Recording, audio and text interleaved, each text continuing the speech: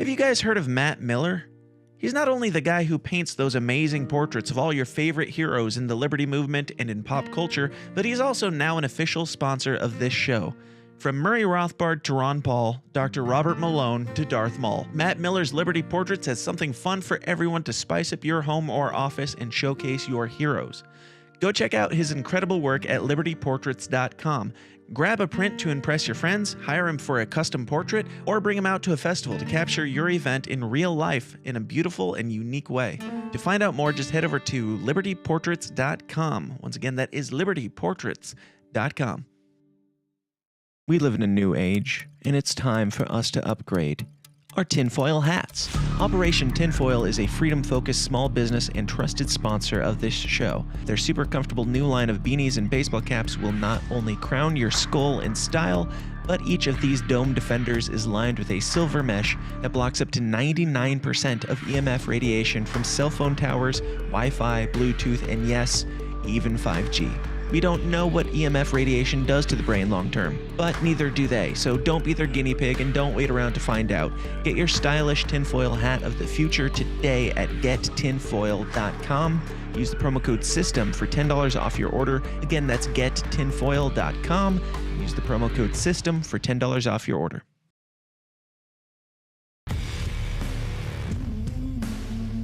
Shit, I stopped paying attention to my own show. Hey, guys, welcome back to the least comfortable show on the web. It's The System is Down, a place where we talk about all the really uncomfortable topics like conspiracies, politics, religion, inner Libertarian Party drama, and drama with other podcasters and former heroes. You know, stuff. We talk about a lot of stuff here that trigger you and get your autistic panties all in a twist. We're going to do some more of that today because that's what you come here for, or that's what you unsubscribe for on Monday. We've got a lot of things to cover, though. Now, though, is the time where you go out and you share the word, you tell everybody about what's about to happen here, you get them all riled up, and, yeah. I'm supposed to do the credits here. Man, I am all over the place. There's a lot to cover, though, so we'll get to it as quickly as possible. You guys in the Downers Club are what make this show possible. People like Justico Mitchell, Silas Lane, Denise something, Dave vs. Goliath, Ender, Choit, Adam Choit, something, Autumn, Danielle, Matt, Kid, Break the Bell, Cole, Heflop, Swoozles. Lots of people in there. Lots of ridiculous names that you guys came up with that I do not feel as inclined to read as I used to back when I was just a little baby podcaster before this whole Lions of Liberty thing kicked off. But patreon.com/The System is Down is still the place to support this show for the time being. None of that money will be used in corrupt ways in the Lions of Liberty circles. But if you want to support this show, if you like what you hear and you want to hear more of it, that is one of the only ways that you are going to hear more of it and one of the only ways that you are going to support this show. So get more weird, more raw, more offensive, more weekly content, including the after parties, which I might be doing alone today if Brian, pieces out early. But, yeah, it'll still be happening either way. We've got a lot to cover. So patreon.com/The System is Down. Okay, now we are going to roll this intro. You're going to go out and share it, and then we're going to party like it's the end of the world. Let's get weird. All I ask is, if we have to give these bastards our lives, we give them hell before we do! The tragedy of our day is the climate of fear in which we live. Talking about the Salomon Brothers building collapsing. I would ask the congressman to withdraw that comment and tell us that he really mean that. Half of Trump supporters do what I call activist support. I don't know what I said. I did not have sexual relations with that woman. The Bible commands that certain people be put to death. Thieves were possessing weapons of mass destruction. 9/11 attacks were carried out by Al Qaeda. Handle the truth! I remember that with Matthew Moses! We are still here! We have to say yes to socialism.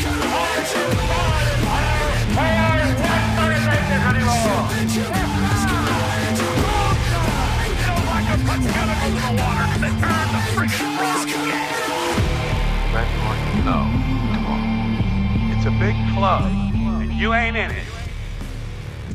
All right, boys and girls, welcome back. It is time to look outside our windows, watch the world burn, and share a good old laugh at it together, because as the world burns, that's really kind of all you can do. You know, we've got They've taken away the Second Amendment. You can't do a whole lot there, except use your guns, as I riled some people up on Twitter with this week. But lots of things in the news, lots of headlines, and I don't like to talk about the end of the world alone because it makes me even more emo and more sad. But I tend to bring in fellow people who enjoy laughing at things, and today I found one of those people, and he is the fellow Lions of Liberty host, Brian McWilliams from Teenage Wet Dream. Brian, how's it going? Yeah. Teenage Wet Dream is #1, by the way, in the download charts on YouPorn, on RedTube, on TubeWhack, and on Not a sponsor. TurboTube. Not a sponsor. No, not a sponsor. We're hoping to get them on board. Yeah, man, I'm good. How are you? I'm doing well. How are you liking your newfound notoriety? It's been a ride. It's been really interesting. Watching some of the reactions has been fun, but we'll talk about that more. You've been on the show quite a few times. Back in the day, you were on it more often. Back when I, wasn't. Couldn't get anybody else? Yes, because we've got a history. But you and I have done like a lot of bonus stuff together, a lot of Rick and Morty recaps and South Park recaps and stuff like that. But it's been a while since you've been on a main show. I don't even think you've been on since we started this kind of format. But you've changed your show entirely. Lots of sweeping changes in our network over there at Lions of Liberty. So you want to give a little update on where you've been? Yeah, man. Well, when you talk about the Liberty Movement and you talk about all the things going on in the world, you get a little bit depressed. And I had definitely found that the weight of the world, the weight of, constantly being right and then having it mean nothing, it starts to grate on you quite a bit. So I decided to, honestly, it really does. So I decided I was sick of the old format because I had the show called Electric Liberty Land, which had been, I think I was doing it for like 4 years about. I was at something like episode 268 of the show, and maybe I should have gone to 300 before changing it, but fuck it, who cares? So I decided, all right, I'm sick of the format. I'm sick of doing Electric Liberty Land as is, which is just bitching about current events. I want to do something a little bit more positive, a little more philosophically positive, and expand what I can talk about. So, as you know, since you helped me with the logo and the song, it's now Mean Age Daydream, taken off of the Bowie song Moon Age Daydream. And basically focuses on how we can actually apply some of the libertarian philosophy that we tell everybody's so great about, but nobody seems to give a damn in regards to listening to or being warned about, trying to apply that and make people a little bit more inspired, right? Because the thing at the end of the day is you could be right a million times, and we've been right a million times about everything, and then people go, all right, you're right about that one time, but I see a big pony made a cake over there, and I want to ride that fucking pony. And so my show now, half of it is talking about how people can ride the big cake made pony in the corner. Right. Yeah. And like how that pony is made of libertarian candy. And it's something that I don't think we ever really have done before.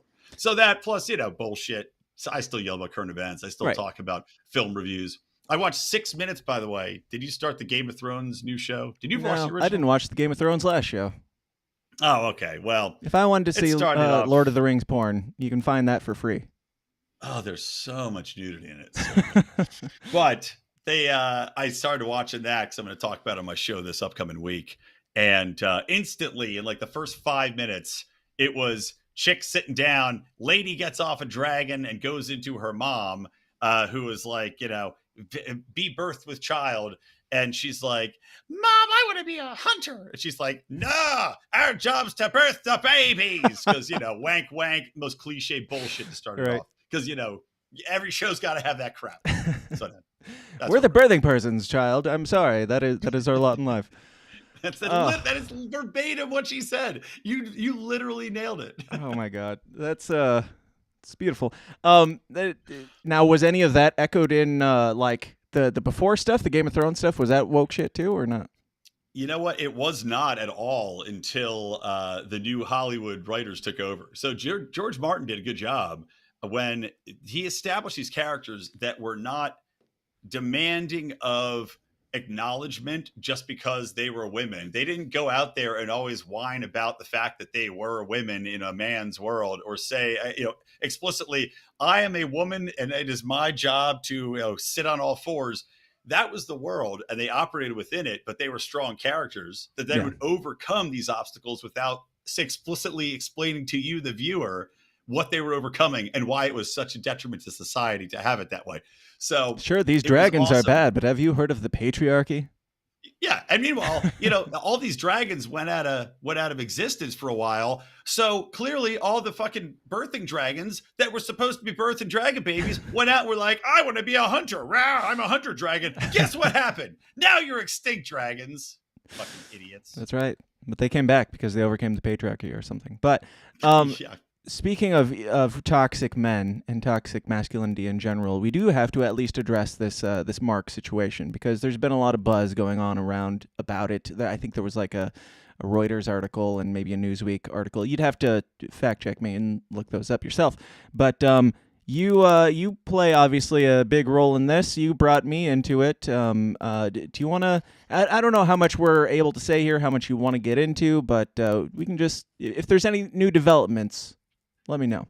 Well, as I said, there's a lot of legal matters that have to be discussed, and any time you're in a transitionary period. So I can't say too much about it other than clearly, Marc has lost his mind and gone off the deep end. Too much ayahuasca in the forest of Mexico. He got in deep with the drug cartels and I think killed several people. And as a non-aggression principle show, we can't get behind that outward aggression and just massacring people in the Tijuana outback. So we have to make this choice, like tough choices. I'll say tough choices. Right. Well, I mean, like I said Monday, there's like only so much libertarianism you can take. At some point you got to get off that train. Like, do you and like don't hurt people and don't take their stuff. But Marc played that out to the extent of where he was actually assaulting women and children in nursing homes, I believe. He took it all the way around to, they always say that there's a very slim line between the right-wing extremists and the left-wing extremists. And for Marc, that was the same with the non-aggression principle. He took it so non-aggressively that it snapped back around and just went on a killing spree. Yeah, it's like he in those old NES video games and things where you walk off one edge of the screen and come back in the other side. That's what it is. The pipeline is just a circle. I'm sorry. That is literally what it is. And I believe on one of his ayahuasca trips, he actually had an experience of dying and then being reborn through a canal, and just happened to be the Suarez Canal. That makes a lot of sense if you think about it. Now, I released this video last week that had a conversation of you guys. Let's not get into that too much. The people have seen it. They know what's in there. It doesn't really matter. I mean, it was pretty telling, obviously, but I mean, you confirm that wasn't deep fake, right? No, that's not a deep fake. Those are comments taken from John Odermatt and myself for sure. Right. And I haven't watched it. Frankly, I didn't want to relive the memories, so I don't know exactly what's in it, but I can attest to its truthiness. Yeah. I can attest to its existence. But we put it out, and then we got some comments, and this is just one in particular that I felt like I found a little troubling, that they would, side with the criminal in this manner. Seems very, I don't know, right wing of them. But it says, "I had to pull over. You guys are always out of line.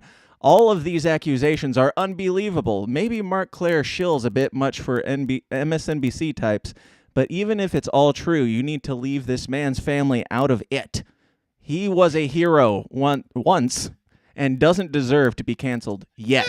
Hero? Isn't hero a bit strong? I mean... I like how they had to specify he doesn't deserve to be canceled yet. Like, it's definitely coming, but he's done some things, but it's not quite there yet.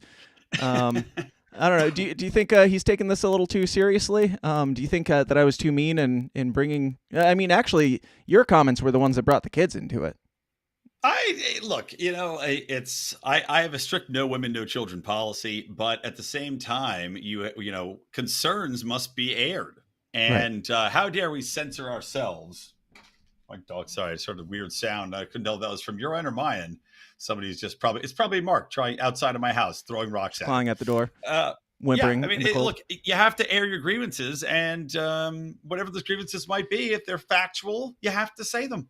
Right. I mean, are we giving Marc the Hunter Biden treatment? Are we? It seems that way. Coming out and saying that everything Marc's done is Russian disinformation now?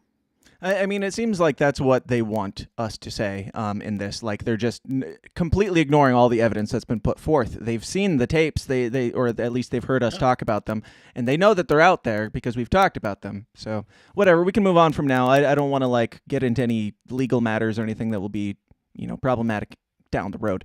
But let's get into some actual news. And, of course, we like to start off with the most happy and joyous news so that we can really set the stage and set the tone before we pull the rug out with the really sad and depressing news that is inevitably the next 2 hours of your life. But the good news is, of course, that President Biden, today, this is breaking, President Biden announces student loan forgiveness, and this comes from abcnews.go.com, so you know it's legit.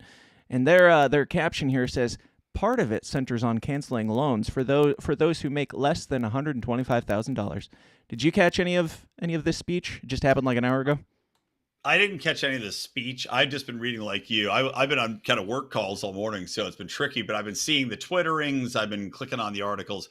It certainly seems that this is, once again, so it's canceling debt for people that already have a pretty good amount of money, right? $125,000 income is pretty good. I'd take it. And he wants to cancel for anybody below that number. Now, I would argue that if you're I don't even think that's true. I don't even think that's true. I think what he said regarding it's 10,000, like, right? He will only pardon people if it's like, if they agree to, like, they have to be below a certain bracket and they have to agree to go into like public service after. So they have to be basically like, it's like militarizing everything. It's militarizing college. Like, we'll give you free college as long as you go around and, I don't know. Oh, wow. Yeah. Take care of the sewers. I saw something about the GI Bill floating around, but again, I couldn't get into the context of it, and since it just got announced, I didn't see that. I just saw something about 10,000 versus 20,000. It's 20,000 if you have a Pell Grant. Yeah, and there's several different layers and brackets, and the 10,000 is like people under a certain income get 10,000, but they're acting like, I just like that this headline says it's part of it centers on canceling, like, that's not even accurate. Like, as they're typing it out, they knew it was a lie, but oh, of course not. And all these people are carrying water for Biden, as we all know. But also, here's the thing: none of them are talking about how this is essentially, when you think about it, at least to me, you're bailing out an industry, right? Just like with the banks, that's making bad loans. Yeah. All this is a government bailout because you've gotten government back in the loans, just like they did with, Freddie and Franny back in the day in the 2008 crash. So you got the government back in loans, and now you've got them bailing out an industry that exists solely on the government backing of those loans that has basically gotten too big to fail, right? Because all these kids are taking out bad loans, they can't pay them back. And so the colleges are going, well, what the fuck? Right. But in the meantime, it's a system that is broken. It needs to fail, much like the banking system, so that we can actually have better rates for tuition, better people going to schools, and not just give out these loans and keep growing it. And so we can realize the whole thing is a sham. So we can realize that it has zero value for 90% of the people that utilize it. Right. Well, that too. And it's like, I mean, it's also, people have described it accurately, I think, as a wealth transfer from the poor to the rich. And that's what I would argue it is. Because like you said, if $125,000 or less, okay. For people that are already going to college, okay, great. Right. So, but what about the people that aren't going to college that are just getting hit with the inflation? Right, exactly. We're going to be taking out loans to cover their student loan debt, and we're going to have student loan debt for, college that we didn't even receive. But I was watching a little bit of coverage of it, and we'll just watch like the first 2 minutes of this because I just think it's interesting the way they're talking about this already. President Biden wading into a tricky political issue that some Democrats warn could even backfire politically. The hot issue of canceling student loans, which constitute the second highest percentage of household debt ahead of credit cards and second only to mortgages. The White House plans to cancel $10,000 of student debt for borrowers who make less than $125,000 a year and $20,000 for Pell Grant recipients, despite a last-minute appeal from Majority Leader Chuck Schumer overnight to do 5 times as much. Mr. Biden is only extending this pandemic-era moratorium on payments up to $10,000 for people earning less than $125,000, leading to criticism from Republicans that it's too much, too generous, too elite, and many Democrats who say it just doesn't go far enough. So joining us now. All right, who cares?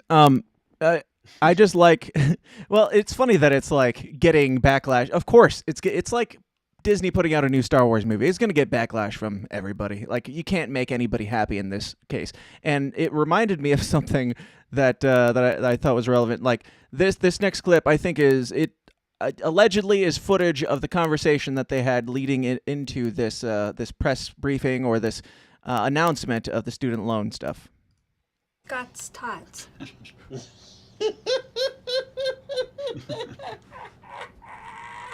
Has it really been 10 years? Local businessman pledges college tuition to third graders. Michael, Dude, why did you promise that? Oh, wait. Oh, go ahead. I was going to say, isn't this the episode that they no longer will air? I don't know. Of The Office? I don't think so. Because there's a couple of episodes that I know they no longer will air, and I thought that was one of them because it was Diversity Day was the main one. Which one? Diversity Day, which was like the second episode where they're like, go around, pick a diversity class, put it on your forehead, and a bunch of stereotypes. Right. But I thought maybe because it was like underprivileged kids, that was the other one. Because I've only seen that episode one time, and The Office is literally on 24 hours a day. Yeah. Every day somewhere. And I've only seen that episode with the little Michael Scott overachievers, third grader tuition one time ever. So I think they are fucking quashing it. I've always watched it on streaming services. I've got it on Vudu now and still watch it on repeat always. But it is one of my favorite shows. But it really reminds me of that, where it's like, you know that it kind of goes to everything that Biden promised on the way in. It's like, oh, we're going to get rid of all the cops and we're going to open up the borders and we're going to give you free college. And then you find out that what he means by getting rid of all the cops is literally we need to give the cops more money and make the cops more bigger. And we're not finishing the wall. We're not continuing the wall. We're just cleaning up the mess by putting more bricks on the wall. And now this, which is like, we're getting rid of student loan debt, which means here's like a laptop battery. Here you guys go. There's your college tuition. Anyway, your thoughts? I mean, you're right that it is funny in that it's almost an insultingly, like, it's almost, I would argue that he shouldn't have done anything. I'm actually on the side of like, it only is good for pissing off both sides of the aisle, because like to Chuck Schumer's point, of course they want 5 times more. Of course they want full student debt relief. And honestly, $10,000, great. I mean, that's what they were promised. So why not? Yeah. I mean, that's what you ran on. That's your problem, Scott. Exactly. But fuck, man. Yeah, he's put his foot in it. And people will obviously point to it and say, we can't afford it right now, which we can't. Right. But then they'll juxtapose it as they should. And this is where Tulsi Gabbard, she was good on some things, bad on some things. She wanted to do a lot of student loan forgiveness and aid and climate change bullshit. But she at least said, we got to balance it out by taking it out of the military budget, right? Right. Fair enough. I'm not for it. I'd rather just cut the funds, but at least you're trading it off with something, not Biden. Biden's like, guess what? We just gave $3 billion more to Ukraine. Let's add on $300 billion more for student aid relief. It's like, you got to balance it out somewhere, guy. But apparently no need. I don't even know how is it even constitutional? How does he even have the executive authority to do this going around Congress? I didn't see a vote taken, did you? It does not matter at all anymore. It's just you just print money and hand it out to whoever wants it. I mean, for fuck's sake, though, how can you, as president, just unilaterally say, "All right, I'm just going to go and give out $300 billion without anybody getting in the way"? I don't know, but we're going to move on because we don't really have any more information on that. And I don't know if you've listened to the show in the last 5 years, but it's pretty jump to the next thing pretty quickly. And I listened to your episode this morning that came out this morning, and a lot of the things you talked about on there, you got in deeper than we're going to today. We're just going to mostly make fun of it, but I recommend everybody go check that out because I really enjoyed the episode, and you covered a lot of the stuff that we're going to be getting into here. But moving straight along to the very sad news, obviously, RIP to a bunch of people. We're going to be paying a lot of tributes today, starting off with the one and only Liz Cheney. Now, Liz Cheney, I just want to hear it from her mouth before we get into this. This primary election is over, but now the real work begins. I wanted to start there because what does that even mean? Like, she wrote this like 6 months ago when she realized that she was going to lose miserably. And she wrote down, now the real work begins after we lose Like, what? So you were planning to lose? This was part of the plan. The other way. I thought you were going to say that she wrote this speech, presumably she was going to win, and then she just crossed out, win from lose. It's like, well, the hard work begins today. I'm looking forward to another term and leading you. And it's like, oh shit, I X out. Like they just forgot to X out that part. Right? Do you think they had the winning version where she's like, Abraham Lincoln also won president? Like, did she still compare herself to Abe Lincoln and then have to scramble to find a way to say this?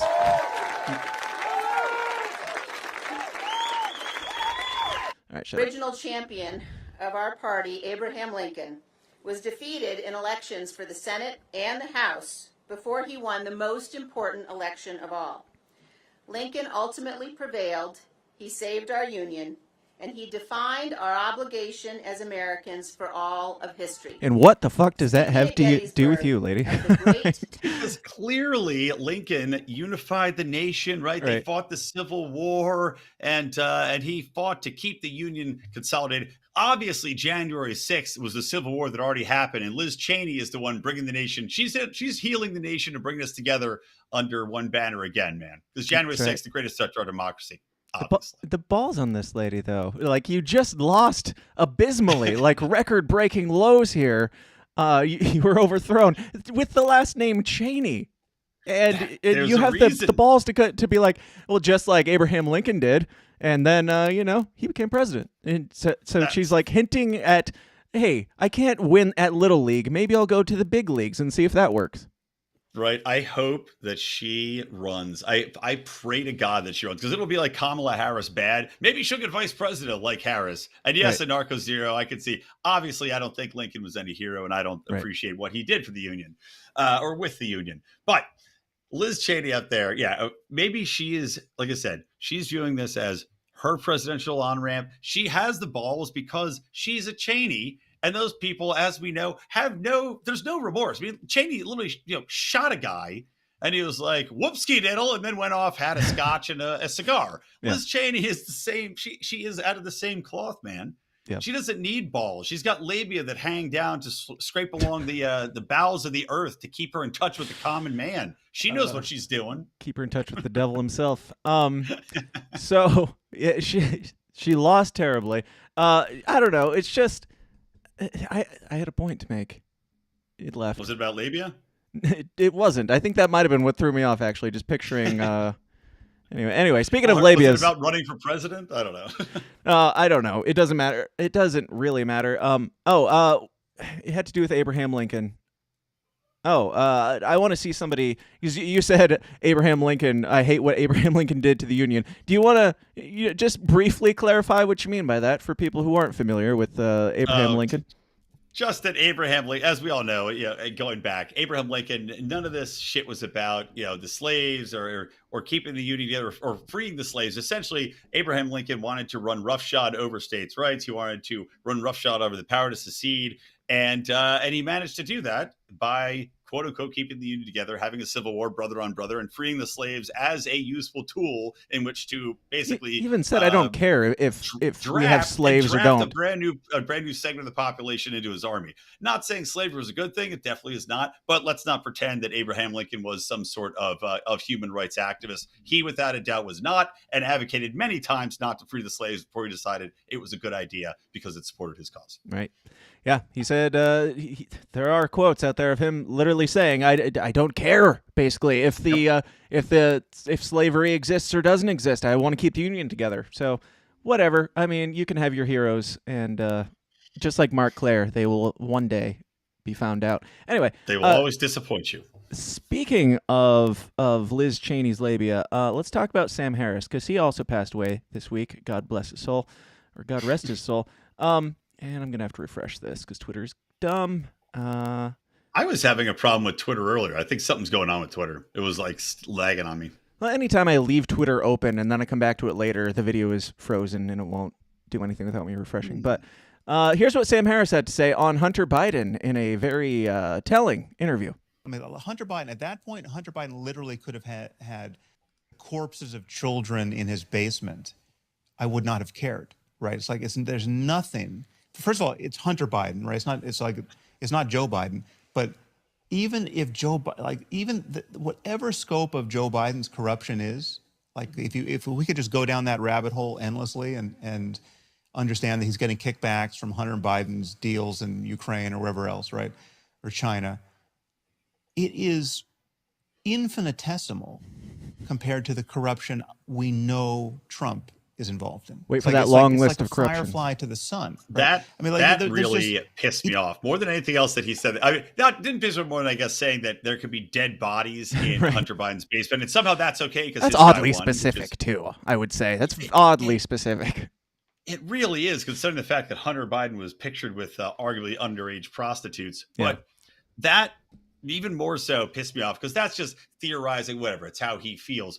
But that whole shit about the demonstrable, how we know the litany of Trump offenses and corruption. Yeah, like you said, show me fucking where. Well, he goes I haven't on. seen one thing come out, and they're prosecuting the fuck out of him. They're looking to do everything. Where? Because we know the Biden shit. It's on fucking emails on Hunter's laptop. Right. He goes on to say, well, actually, let's just play it instead of. It doesn't even stack up against Trump University. That's it. Like that's basically all he says. Like with all the rumors and everything, I think that I don't think Sam Harris is stupid. I think his brain is broken right now, but I think he's a pretty smart dude. And I feel like right here when he brings up Trump University, which is the thing that nobody's been talking about since before Donald Trump was president, basically. It's old news, and yes, it was shady and stupid, but the fact that that's the thing you bring up with all these other obvious, flagrant conspiracies that dead children in a basement would be infinitesimal to, Trump University, that's your smoking gun. All right. Yeah. So it's just ridiculous. And also, I would argue that, okay, Trump University, whatever, it's a scam, pretending to be education, fine. What else is, most Sam colleges. Harris? How do you make your money, Sam Harris? Right. Arguably pushing some sort of education that half the population would say is a complete scam because they don't believe in atheism. Right. And yet that's your big thing, atheism and anti-Muslimism and whatever it might be. Okay, you're also preaching bullshit and getting paid for it, dude. Right. You are Trump University. Absolutely. And he goes on to talk about, we don't have to play it all because we've got a lot to get to, but he goes on to talk about how there was, even if there was corruption in the election system, it might be worth it. It might be worth it for people to conspire to overturn certain things as long as it's valuable. It sounds exactly like what Hillary Clinton was doing during the 2016 election. Sounds or whatever. Well, and also, look, he'll be a guy that'll tell you, again, going back to Jen, and I hate this is making me sound like a Trump apologist, right, which I'm not, but you got to play devil's advocate here.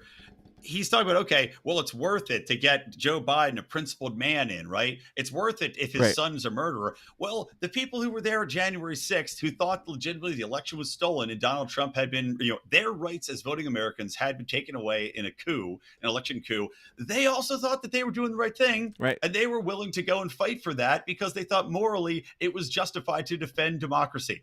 Right. How could people be this ignorant and hypocritical and have no concept that they're fucking literally doing the same thing as the people they hate every time? Yeah, it's every 4 years now we're going to have this where one side says the other side faked an election and just back and forth. But the difference is that when Hillary Clinton was screaming about Donald Trump not fairly winning the 2016 election, nobody was calling for this. No, yep. I don't know. I don't remember hearing anybody saying, well, maybe Donald Trump did rig that, and but it would be justified to make sure that Hillary Clinton didn't get in there. I mean, that would make more sense to me to say, but nobody was saying that. And they never will, man. Yep. So Donald Trump, speaking of, is suing the Justice Department over the Mar-a-Lago FBI raid. And that's mostly all we know right now, other than he seems to be having trouble getting legal representation. But do you think that this is too little too late for Donald Trump to be caring about how he's been kicked around for the last 6 years?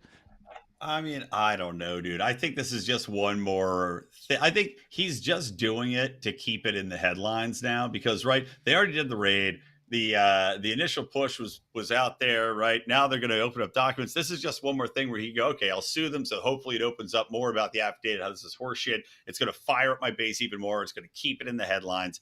This is all just, Donald Trump, these people played so perfectly into Donald Trump's hands with this entire raid and everything they've done that it's just, it's literally Donald Trump now saying, okay, you've given me the perfect foil on which to operate off for a minimum at least the next 6 months, right? To keep him in the headlines and to keep hammering how it's evil, it's wrong. And probably if there is, what do they call it, discovery, and that shit comes out, well, then it's going to exonerate Donald Trump. So no, it's a perfect play from Donald Trump. I don't expect nothing less. These people can't stop themselves from giving Donald Trump exactly what he wants. Yeah, you were talking on your episode about the Top Gov commercial. Yeah. Good Lord. Like, that was so beautiful to like, literally, I had no idea that Ron DeSantis was in the Navy at all until the left started screaming about how he was never in a plane. He was just a lawyer. And this, it's like, yeah, but you're making him look better because I didn't know he was a lawyer. Okay. Probably there's a ton of veterans out there, that are Navy veterans that are like, well, shit, I like him even more now. Right. Yeah. And I don't know, like, it's just so laughable because it's obviously like satire. He wasn't flying a plane. He wasn't saying that he was in the Navy, but he was just playing into, I don't know, he was setting the trap, and they walked right into it, as you said. Oh, dude, it would have the fact checking they did about him walking around in a Top Gun uniform around a fighter plane.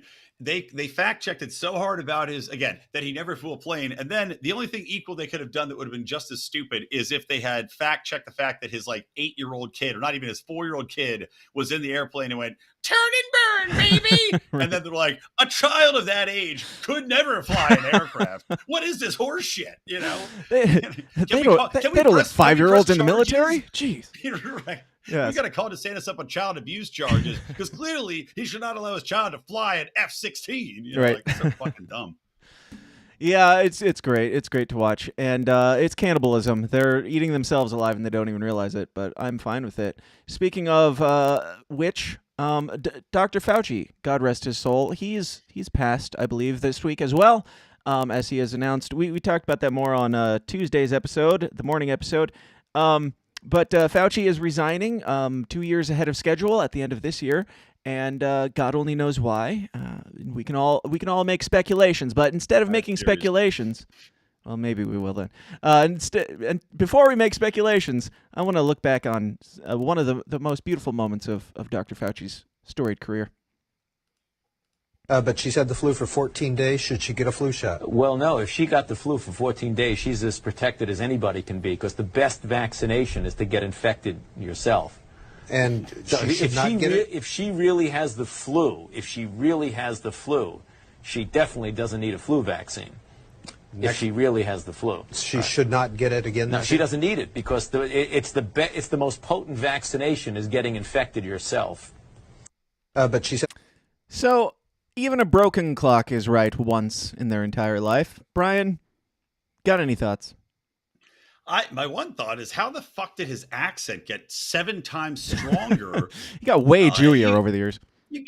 Jesus Christ. Yeah, there he sounded like a regular human, and now he's like, well, you gotta go down to the corner. Just, right. Jesus Christ. Obviously, the motherfucker's a liar. I think all of this, without a doubt, has to do with his vested interest in the vaccines, in control, manipulation. And as I said, we don't want to go into conspiracy theories, but here's one. Well, why don't we? Sure. What show do you think you're on? No, I know. Half the show's conspiracy theories. All right. As I theorized, this motherfucker is retiring early because of the people looking into the NIH, trying to get, through Freedom of Information Act requests, the information on what he's getting kickback-wise for the vaccines. We already know that he does get kickbacks for some of them, gain-of-function research. And now, since we have these bullshit vaccines out in the marketplace, even if they didn't work on COVID, they may still use them, and I'm sure they will still push the technology and push the vaccines out for X, Y, and Z over the next 10 years. So Fauci now wants to get out while the getting's good, take his little government pension and get paid out. And now as a private citizen, it's going to be twice as hard to get that information and find out just how complicit this fucker is in getting paid out and ruining the health of Americans. That is what's going on. Why do you think he will be less at risk of having anything done to him as a citizen? It didn't work out for Donald Trump too well. Well, yeah, but remember, God King Fauci, he is the science, number one. Number two, the NIH has already shown a proclivity for blanking out, redacting their existing members who are members of government and refusing to release those figures and what the specifics are, why they're getting paid out and for what. If imagine now it's a private citizen, there's the battle to get those figures released is going to be, something that's going to be unbelievably difficult. Yeah. If they're already not doing it for the highest paid member of the federal government, what are the odds when he's not that anymore and he's just a citizen that they do it? I'd say almost zero. Yeah, I would say it was zero either way. So, it's hard to care all that much. It's kind of the same as Donald Trump. Like, even if Donald Trump did something corrupt, we have Joe Biden in the White House currently, and as some people might say that they wouldn't even care if he had children buried in his basement. So, I don't there's a certain level of elitism where it's like, I don't know. Even with the Epstein stuff, that Epstein is basically the only case that we've ever seen of one of these elitist pedos going down for anything, and that's even up for debate whether he went down. If he in fact did, exactly. If he's not still alive somewhere. Right. Speaking of elitist, corrupt individuals. Good morning, fuckhead is right. That's right. Speaking of fuckheads, here's a word from our sponsor, Jack Casey. Today's show is sponsored by libertarian conspiratorial fantasy author Jack Casey. Whether you're looking for a 3-book fantasy sci-fi epic of love, death, and dystopian civil war like the Royal Green series, or just looking for a quick, dark, comedic, cultural commentary tale about a transsexual slayer of COVID regime vampires, like his latest book, WVW, Jack Casey Books will keep you adequately entertained and pondering the universe to your weird little heart's content. He's the Ayn Rand meets Stephanie Meyer meets somebody who actually writes entertaining books with his own unique little downer-esque flair. Find out more about Jack Casey Books at the aptly named jackcaseybooks.com. Once again, that is jackcaseybooks.com. Today's episode is sponsored by Astero's Cybersecurity Services. These days, organizations of all sizes are targets for cyber criminals, disgruntled employees, or even nation-state attackers. Astero's performs cybersecurity services providing expert guidance to help organizations defend against threats and protect their data. Astero specializes in penetration testing, where they perform ethical hacking on networks, web apps, or organizations as a whole, to simulate what an attacker would do and plug the discovered holes before anyone malicious finds and exploits them. Asteros also specializes in vulnerability management, security awareness training, phishing simulations, cloud security audits, compliance readiness assessments, and much more. As technology expands, it becomes easier and easier to run a business, but if your security is not growing along with your company, then you're going to run into problems. If you don't personally have a company of your own, definitely pass this information along to someone who does, because for a limited time, Asteros is offering companies an attack surface audit completely free. Let Asteros discover potential entry points to your network and how susceptible your company or organization is to cyber attacks. To learn more and to take advantage of this essential offer, just go to asteros.com/free. That's Asteros, ASTEROS.com/free. All right. So speaking of viruses, speaking of, Dr. Fauci and things like that, this next article has absolutely nothing to do with COVID, nothing to do with those things, those wonderful, glorious things like vaccines. Has nothing to do with those. This comes from Alberta, Canada, because there's some strange things going on in Alberta. Brian, do you have any guesses as to what might be the leading cause of death currently in Alberta, Canada? Sorry, I got distracted trying to figure out, it's a pocket square. I was trying to figure out what the fuck was on that guy's lapel. I thought it was like a little football helmet icon. The leading cause of death in Alberta, Canada, you say? Yeah. Any guesses? I'm going to guess White Walkers. No. Is that your final answer? All right. Second guess, leading cause of death, COVID in the vaccinated. No, that would never harm anybody. Let's Alberta. On this show, the leading cause of death in Alberta is now, go on, take a guess, take a wild guess, cancer, heart disease, no, the leading cause of death is cause unknown. Causes was the leading cause of death in Alberta last year. That category leads the way over dementia, which has been in the top spot since 2016. A couple of years ago, even he's cause not of death having this was shit. unknown. There were just a mere 500 or so. If you ever look at this graphic of unknown causes, look at that. 2019, there were just 500. If you're doing the math, that's close to 650% increase between 2019 and 2021 on just mysteriously people dying, and we can't put any correlation or any. We can't do science or figure out. I don't know. Weird. I always thought when I was a kid, like adults had it all figured out, and then I grew up and I was like, oh, adults don't have it all figured out because I don't have it all figured out. But I'm starting to realize that they not only don't have it all figured out, they can't even, like the scientists and all their wealth and knowledge and wisdom, they can't even figure out why everyone is dropping dead all over Alberta, Canada. It's very odd. This is another clear exercise in ass covering. Is what it is. I mean, there's no fucking chance that they don't know the cause of death for 600% increase in people to that 3,200, right? Was that the number? 3,500, whatever it was. There's no way they don't know the cause of death. They know the cause of death. The cause of death is vaccine repercussions, or people that have not gone in for medical, for other medical inspections that have now keeled over because they could have had preventable, heart disease or whatever. But I disavow. That would make them especially. We love the vaccines. Oh, we all love the vaxes. Yes. But those are clearly them covering their asses because they don't want to admit that they forced this on the population, and now they're going to be liable, and they don't want to be criminally liable or legally liable for some sort of medical malpractice. So they go, we don't know. We don't know. Who knows what happened to that guy? All right. Could be a bullet, could be a bat in the neck. I just don't know. There's no way to tell. Right. It's kind of like, people like Bob Saget. We've got a lot of like strange, mysterious deaths where people are falling and bashing their skulls in and stuff like that don't really add up. Yeah. Now, this is the number of COVID-related deaths in 2021 in all of Canada was, let me see here. 14,344 COVID-related deaths, but we've got 6,000. Where is it? 3,362 deaths. It seems, I don't know, oddly high that we can figure out the COVID-related ones where maybe they died of old age or something, or maybe they were a little bit closer to dying and COVID just pushed them over the edge. Those all go into the category of COVID deaths, and we have 14,000, and we can't figure out 3,362 people just mysteriously dying of SADS. I don't know. I it's wonder a pandemic, how many I'd people, say. We need to lock down, get the SADS under control. It's definitely a pandemic of science. Right. I wonder how many people, did you know they went through in a couple of California towns, at least, or counties, they went through after the initial COVID counts and recounted, right? Going back through the documents and recounted how many people actually died of COVID or COVID related illnesses. And they had to decrease it from COVID by 35-40%.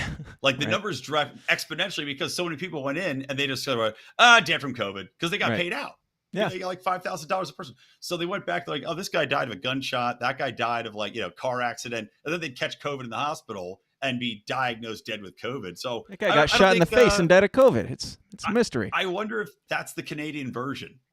It's just, instead of dead from COVID, they're recalculating, and it's just unknown causes. Right. Which doesn't look any better, in my opinion. It doesn't look better if you are the science and you can't figure out why people are dropping dead in your city, but I don't know. So this is another argument against socialized healthcare, everybody. Oh, yeah.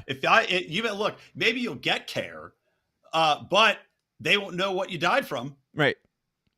Yeah, another argument I'd say that I was going to skip over because we're short on time, but another argument for socialized healthcare is the fact that euthanasia made up 3.3% of all deaths in Canada in 2021.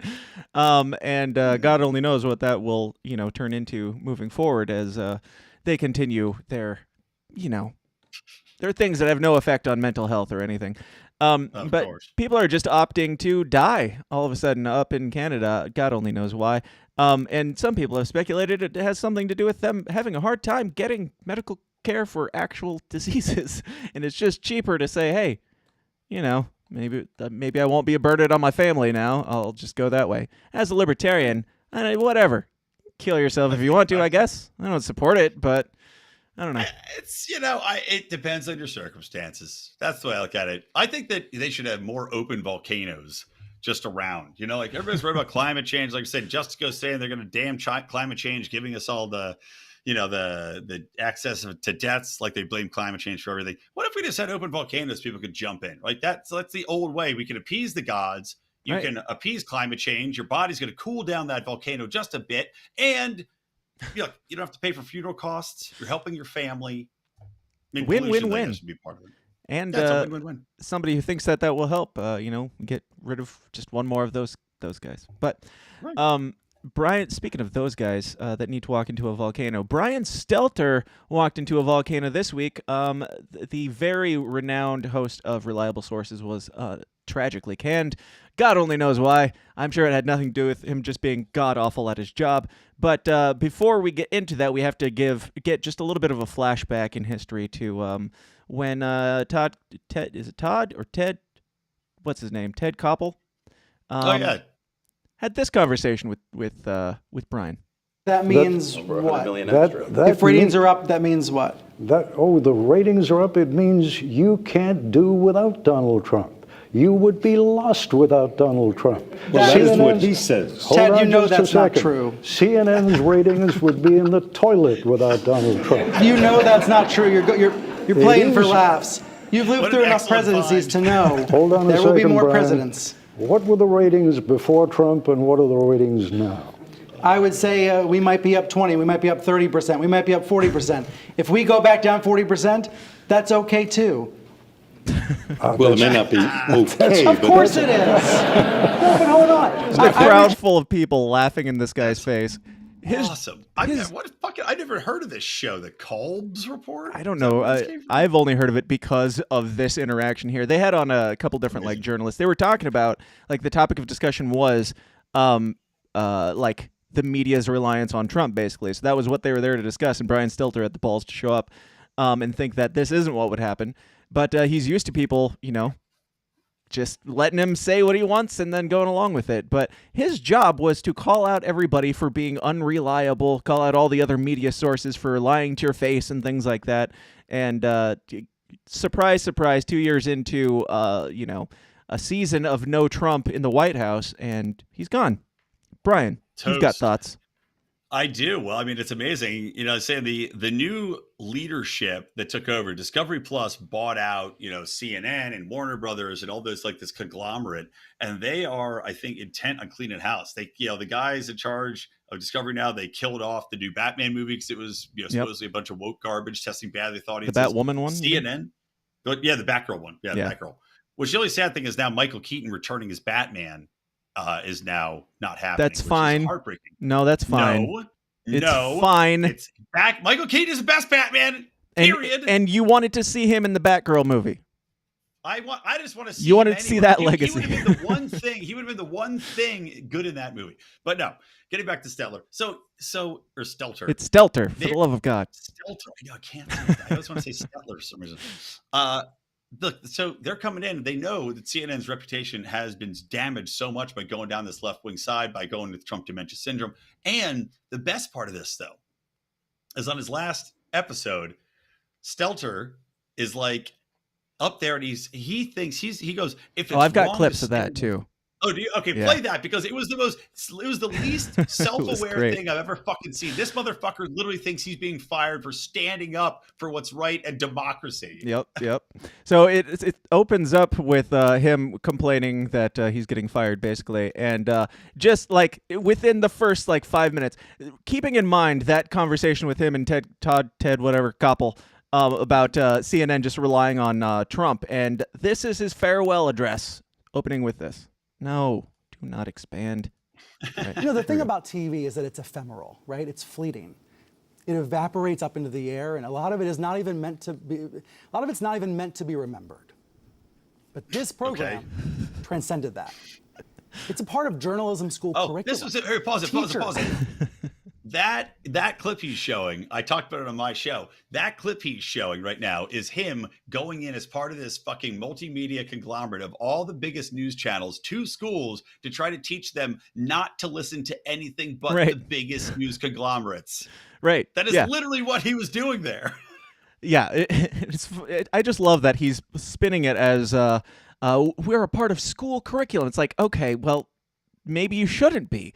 Maybe you're awful. Like, people aren't like huge fans of a lot of school curriculum these days, so that might not even be something to hang your hat on. I personally, and they want to crush through critical thinking. That's the whole idea. Crush critical thought. Yeah, this is just part of the grooming right here. This is just an extra layer to it. But this wasn't the clip I was thinking of, but we'll watch a little bit more of this one. Across the country and in other countries outside the U.S., teachers use segments from this show all the time in classrooms, in lessons. They still will, Brian. Right. They still will. Right, and it'll still be just as irrelevant as it was then.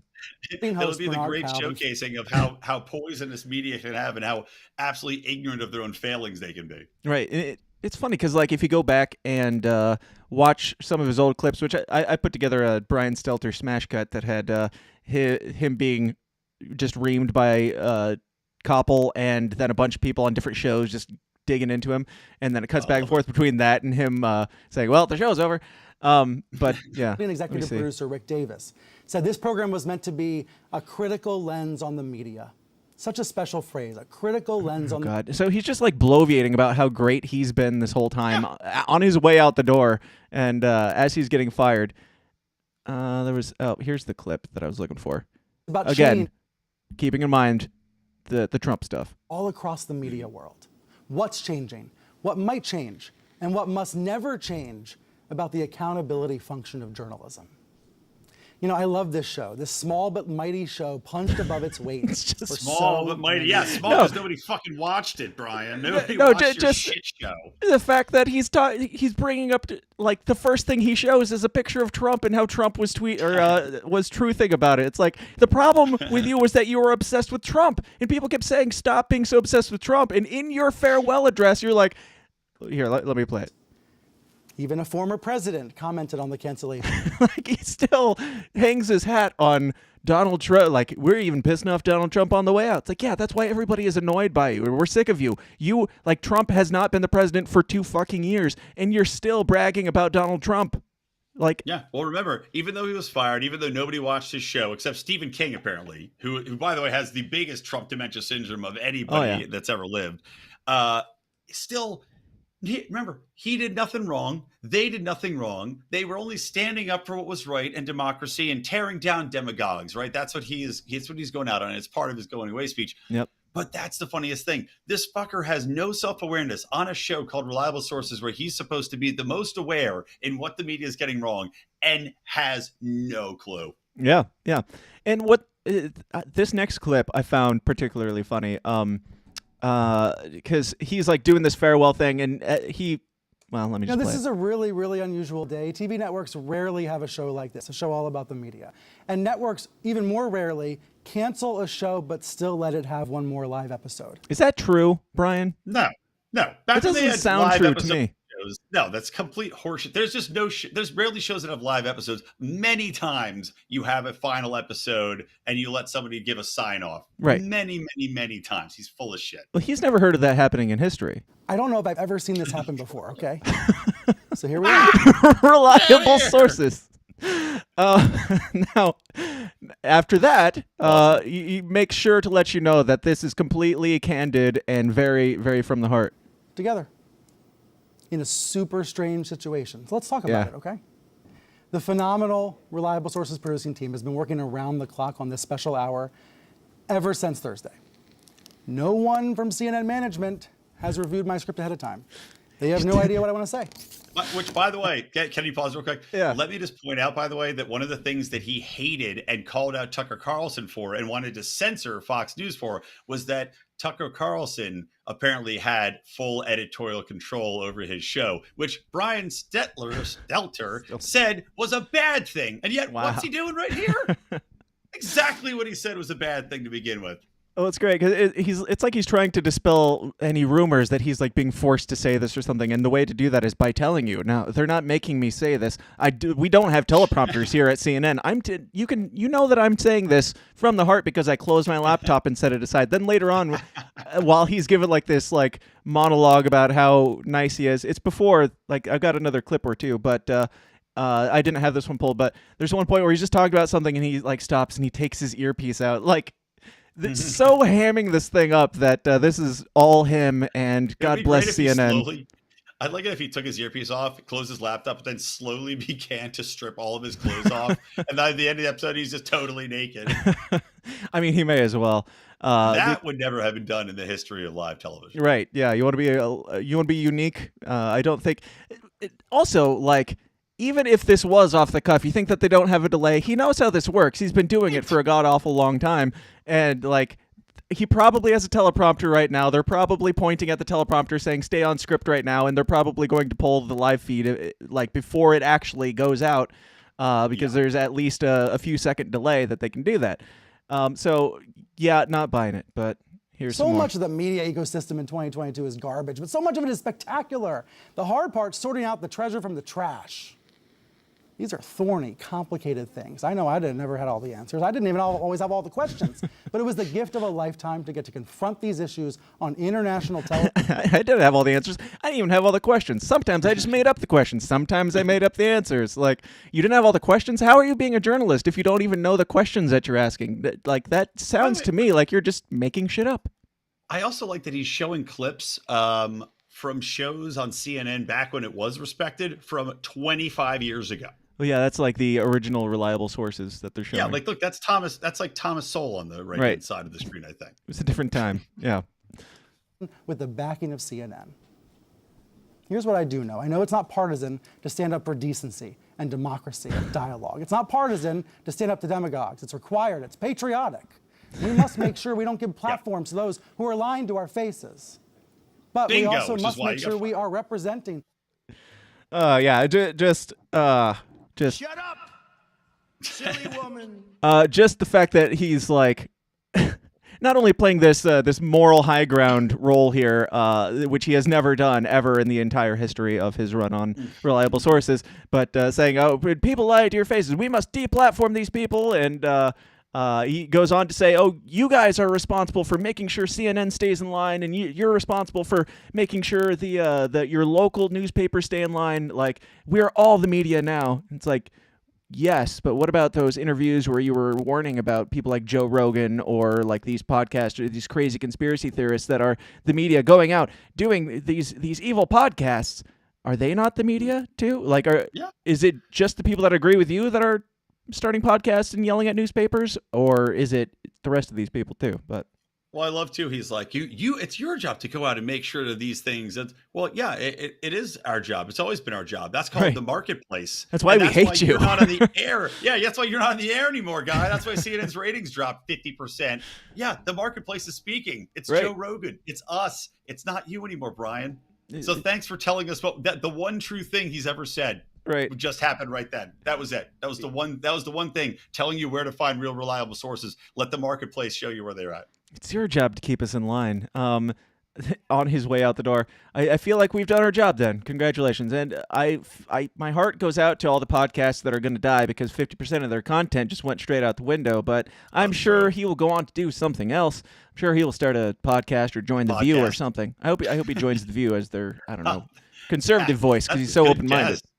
That's a good guess. I could see him ending up on The View. They're like, we need to open up to chubby gay men. Yeah. They're, all these chubby gay men are home being bored now that the gay orgies are shut down for monkeypox. They need something to watch during the day.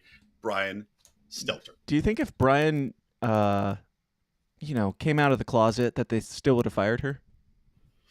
I don't know. I think Shin might have a position there. Yeah. Now, when all this went down, like all the CNN stuff and the cannings, I know that there's some rumblings about other people potentially going to, and I'm sure they will be coming down the pike. But the next day after this, hold up, that's not the right button. The next day after this, CNN said, this is from The Wrap, so you know it's legit or something. CNN centrist move triggers call to hashtag boycott CNN, new corporate oligarchy.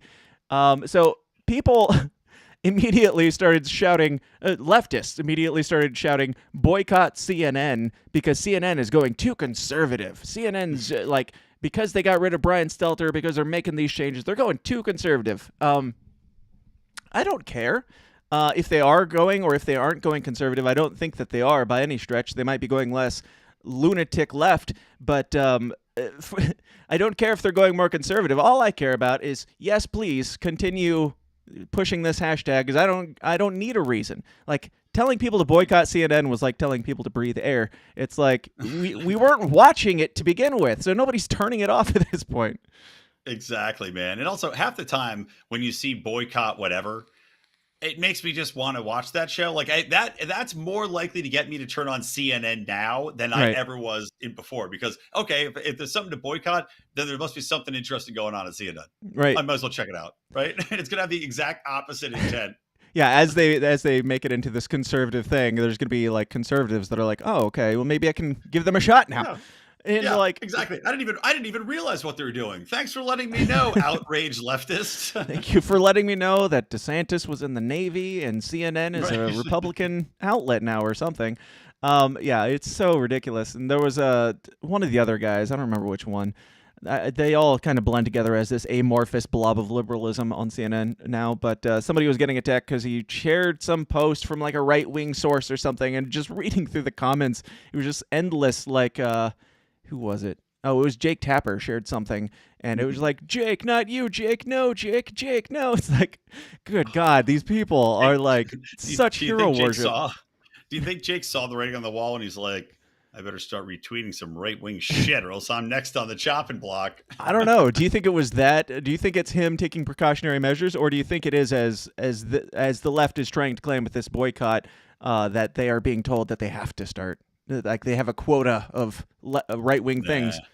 I don't think there's any of that shit going on. I think that they're literally, I think the people that are there know what they put out in the world, and I think they know they're either gonna be already predestined to get outed. And I think, Fareed Zachariah or whatever, I think he's probably the next one you're going to see kicked out on his ass. And Chris Cillizza, I think, is another one you're going to see kicked on his ass. I've never even heard of these people.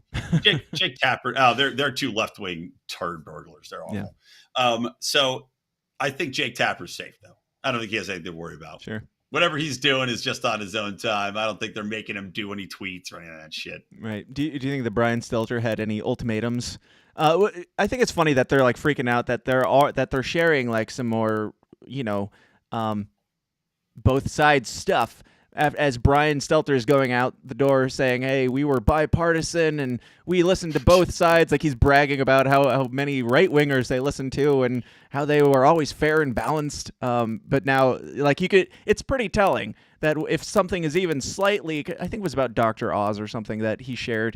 And all these people freaking out, like that's telling when you can't even share something about somebody that's like, it's even like, it was such a nothing story. It was about memes or something like that.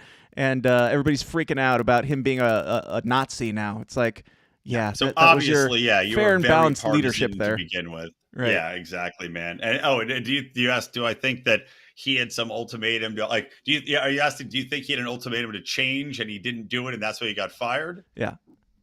No, I think that they came in. I think when the new leadership came in, I think he would have. Like, I think if he was given that ultimatum, he would have folded immediately.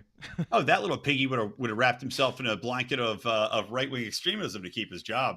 No, I think they came in. They're like, you're poison. You're the face of idiotic anti-Trump shit, and your show's an embarrassment. You're the first one to go, so we can show people that we mean business. I think he had no chance of staying. He would have, though, if he could have.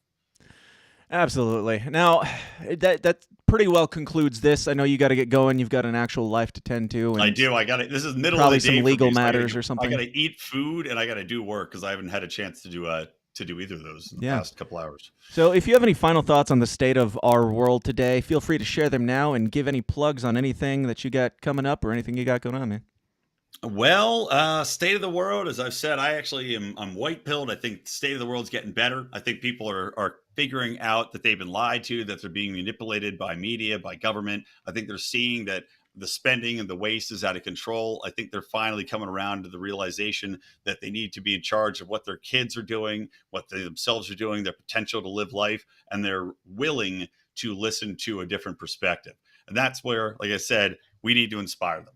So I am full of hope that we can bring inspiration and mix it with a little bit of humor and a little bit of calling out bullshit, and that there's a brave new world ahead of us. And I'm excited for the next 10 years, not only for our culture, but for the Lions of Liberty and what it shall emerge as. And where can people find the Lions of Liberty? Well, it's very simple. You have the website up, lionsofliberty.com. You can also follow me at Brian McWilliams, Brian with an I, and at Lions of Liberty on the old tweet box. Or if you want my Good Morning Fuckhead rants, which you are a supporting member of, as we know, and I'm on your litany of names supporting your Downers Club. You can also support It is weird that I'm still paying our company. I still pay you money. I mean, I don't know what either of us are doing. Well, but I mean, now that I'm working for Lions of Liberty, Well, true. Oh, that's true. Well, yeah. Howie is part of it for a long time, and he was giving us $25 a month. Wow. But you too, just so he could read his own newsletters, right? You could exactly the newsletter he puts together. You could join at patreon.com/Lions of Liberty. I do daily rants there that are very entertaining, and we're going to be rolling out a bunch of other shit very soon as well. Right on. There you have it. Right on, man. Well, this has been fun as always, and keep up doing what you're doing. And I'm gonna go wrap this thing up. You're free to bounce. I know you got to get going, but thanks for being here, man. Yeah, sure. Thanks for having me. It's a pleasure as always, my brother. Absolutely. You have a good one. We'll see you. All right, ladies and gentlemen, thank you for tuning in to this yet another of that thing that we do. As you can see, I do not have somebody for the after party, and on the image, you're going to see that it says with Brian McWilliams. Now, I always put their name on there in case they decide to join, but they don't always have the time because some other people have lives. But I know that there might be some people out there that do not have lives. Maybe you're in the comments section. Maybe you want to join me for the after party. Maybe you're in the Downers Club already. If so, hit me up in the comments section and say I'm in the Downers Club, and maybe I'll bring you on to talk about this as well. Wink, wink, or something. I don't know. I'm going to keep this party going with or without any of y'all. I hope you join me over there, whether I have a co-host or not. Dave Casey, Jack Casey, the Breakdown Corner. I'm looking at y'all if anybody's interested. I've got a whole bunch of other things to talk about that we didn't get to here because, the world is the world, and there's been a whole lot of things. We covered a lot today, but there's still a lot more. We covered a lot of the deaths of Liz Cheney, Dr. Fauci, Marc Clair, the rest, Brian Stelter, obviously, Sam Harris. Lots of fun. I mean, lots of sad times that we're going through right now. So, I don't know. Like, reach out to your local Brian Stelter and share a tweet with them. Share an uplifting meme or something. Share a boxed wine with Liz Cheney or what you do, and we're gonna keep the party going over in the after party. So, I don't think there's as much death there. There's a lot of space stuff because we talk about more of the conspiracy stuff over there. It seems like there's a lot of fake space stuff going on. There's some theories about certain WNBA players that are locked up in Russia right now that we're going to discuss, and lots of other shadiness that we probably shouldn't be even addressing here. So to be safe, come join me over there. Patreon.com/The System Is Down. Let's keep it going. That'll be up in just about 5 minutes, and let's go.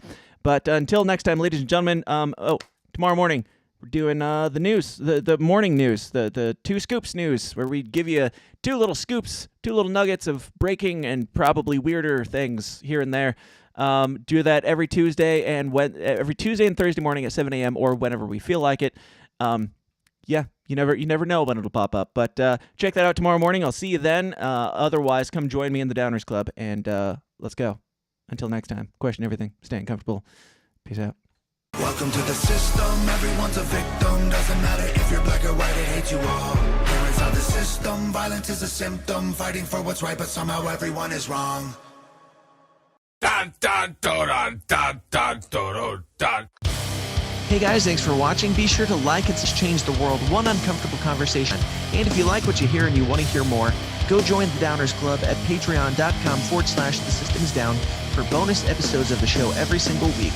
Until next time, please continue to question everything, stay uncomfortable, and I'll talk to you then. Thanks.